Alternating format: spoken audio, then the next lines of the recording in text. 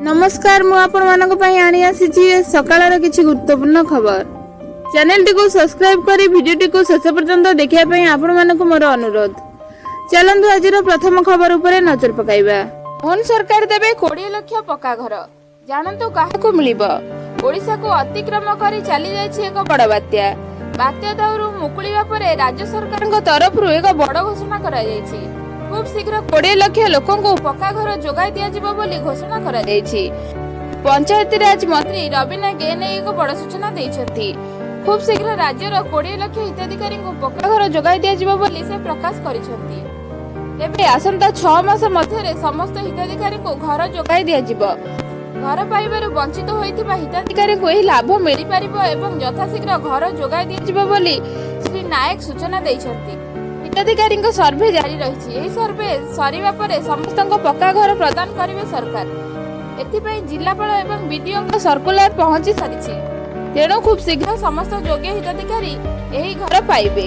परवर्ती खबर द्वंद्वर दीपावली 31 तारिख कि 1 तारिख मध्यरु केउ दिन पालन करिवे जानतु। आउ दिन केइटा परे आलोकर पर्व दीपावली। भारत रे अधिक मात्रा रे सेलिब्रेशन हेउथिबा पर्व मध्यरु दीपावली अन्यतम। जीवनर अंधकार को दूर करी आलोक भरी था दीपावली।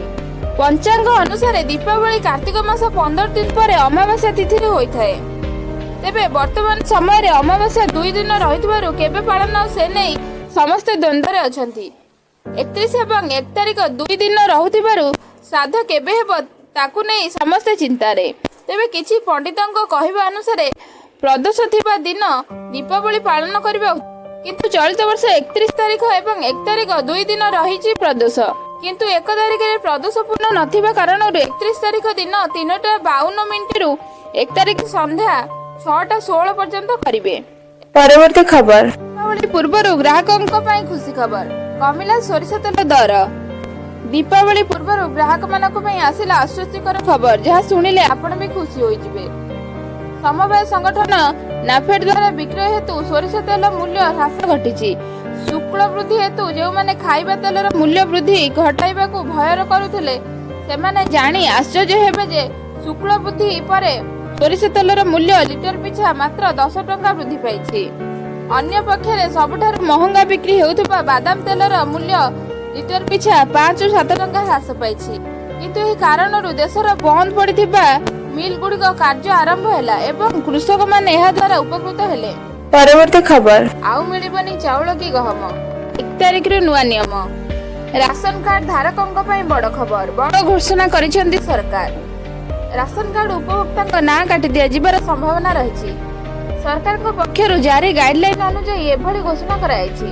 राशन कार्ड अनेक सरकारी सुविधा मिलुथबा बेले किछि धनी श्रेणी लोके चंचकता करी राशन कार्ड हातेइछंती। तुरंत किसी जरूरी काम कराई नियंतु, नचेत राशन कार्ड ना काटि दिया जिवो। मागणारे चाउल एवं गहम पाइबा को सक्षम हेबे नाही, कारण सरकार पक्षरु किछि गुरुत्वपूर्ण कार्य कराई नेबा को परामर्श दिया जायछि।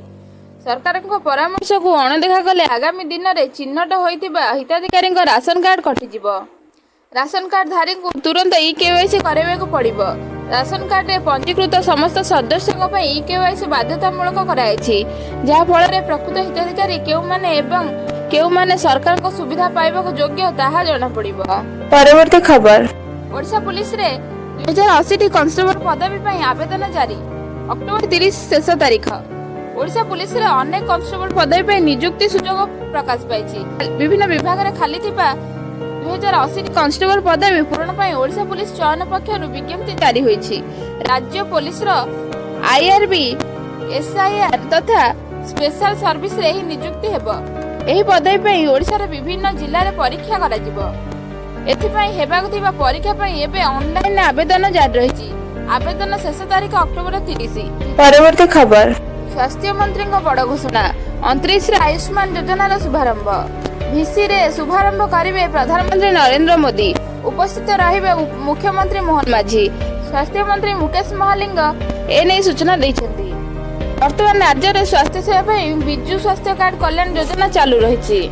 सेपटे 29 तारिख आयुर्वेदिक दिवस रे भुवनेश्वर रे जटणी रे उद्घाटन हेबो आयुर्वेदिक एवं नेचरोपैथी रो बड़ हॉस्पिटल। 21 एकर जगह रे हेबो हॉस्पिटल।